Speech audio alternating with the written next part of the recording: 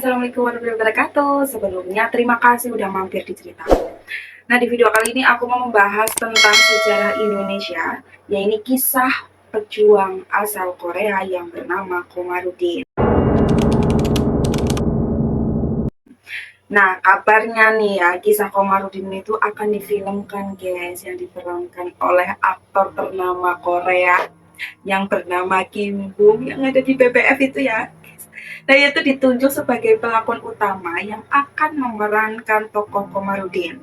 Nah, sementara itu, aktris Indonesia yang bernama Maudy Ayunda ini akan memainkan peran istri Komarudin, seorang wanita asli Garut, guys.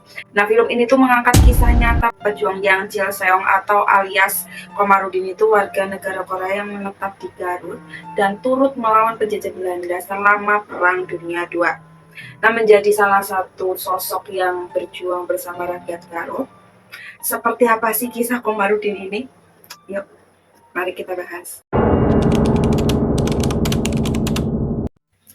Komarudin adalah seorang pejuang kemerdekaan Indonesia asal Korea yang lahir di Wanjo, Provinsi Jeolla Utara pada 29 Mei 1919. Nah, nama asli Komarudin ini adalah Yang Chil Seong, sedangkan nama Jepangnya Nisei Yanagawa. Nah, dia ini bersama rombongan pemuda lain itu terpaksa datang ke Indonesia, yang kala itu tuh Indonesia masih bernama Hindia Belanda ya, atau suruhan Jepang gitu ya. Nah, pada masa penjajahan Jepang di Korea, negara ini tuh memanfaatkan para pemuda dengan memperlakukan wajib militer untuk kepentingan perang Pasifik. Nah, banyak warga Korea ini terpaksa menjadi tentara Jepang dan berganti nama, salah satunya Yang Chil Seong yang menggunakan panggilan Shisei Nagawa, bertugas menjaga tawanan perang. Nah, rombongan pemuda itu tuh kemudian dikirim ke beberapa negara Asia Tenggara untuk menjalankan tugas sebagai penjaga tawanan.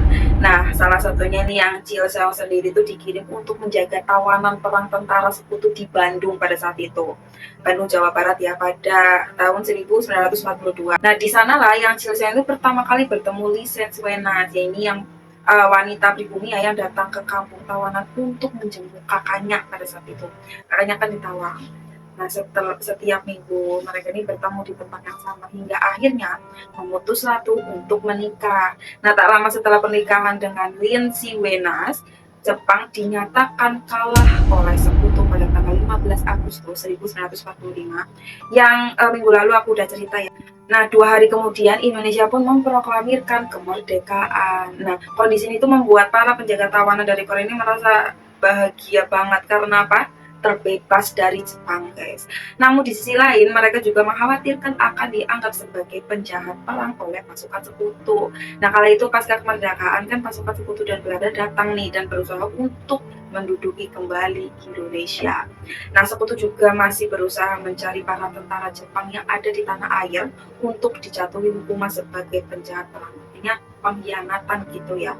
Nah, hingga pada tanggal 10 Februari 1946, Yang Chil Seong bersama 9 rekan penjaga tawanan melarikan diri. Bukti pelarian pria itu berasal dari catatan tangan An Seong Ka, yang saat itu bertugas mencatat kegiatan di tempat tawanan Bandung.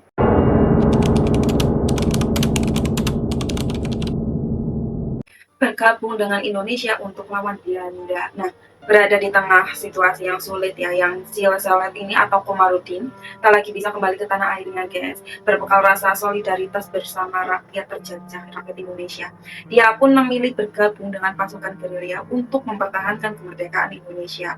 Namun, sebelum bergabung dengan perjuangan melawan penjajah Belanda pasca kemerdekaan, Komarudin bersama puluhan rekan menjadi anggota pasukan pimpinan Mas Haro Aoki. Pasukan itu terlibat pertempuran dengan pasukan Indonesia, yaitu pasukan Pangeran Papak di bawah kepemimpinan Mayor SM Kosasi di Majalaya, Jawa Barat. Nah, mereka kemudian ditangkap sebagai tawanan perang usai bentrok bersenjata sekitar bulan Maret 1946 di Bandung Selatan. Nah, saat menjadi tahanan di Wanareja, tak jauh dari makam Pangeran Papak, tokoh penyebaran agama Islam tawanan termasuk Komarudin ini diperlakukan dengan baik. berganti nama menjadi Komarudin. Nah, hidup berbulan-bulan nih bersama pasukan Mayor Kosasi dan masyarakat setempat. Masaro Aoki pun menghadap dan menyatakan keinginannya bergabung. Nah, saat itu dia meminta agar tidak diberlakukan diskriminatif dan dilindungi dari kerajaan pasukan sekutu.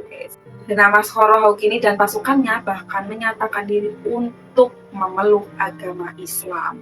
Nah, serta mengganti nama mereka menjadi nama pribumi. Nah, sejak itulah Yang Chilseong beresmi berganti nama menjadi Komarudin. Nah, ada pun salah satu aksi heroiknya Komarudin dan rekannya saat menghancurkan jembatan yang menghubungkan antara Wanareja dan Garut ini pada tahun 1947, sehingga pasukan Belanda ini gagal masuk ke Wanareja. Usai peristiwa hancurnya penghubung Wanareja dan Garut, Komarudin dan pasukan Pangeran Papa masuk dalam daftar buronan paling dicari oleh sekutu. Nah, tak hanya pasukan Belanda, beberapa pribumi juga turut menjadi mata-mata karena diiming-imingi iming-iming imbalan yang sangat besar. Komarudin dan kawan-kawannya pun ternyata berhasil ditangkap saat divisi Siliwangi hijrah ke Yogyakarta dan berujung pada eksekusi mati pada tanggal 10 Agustus 1949. Kini jasad Komarudin telah dipindahkan ke Taman Makam Pahlawan Tenjolaya di Garut dengan gelar kehormatan pahlawan kemerdekaan pada 1975.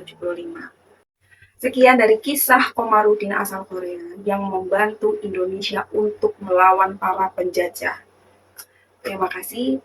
Jangan lupa like, comment, subscribe, dan jangan lupa juga klik tanda loncengnya supaya tahu updatean kisah-kisah dari aku ya guys ya. Terima kasih. Wassalamualaikum warahmatullahi wabarakatuh.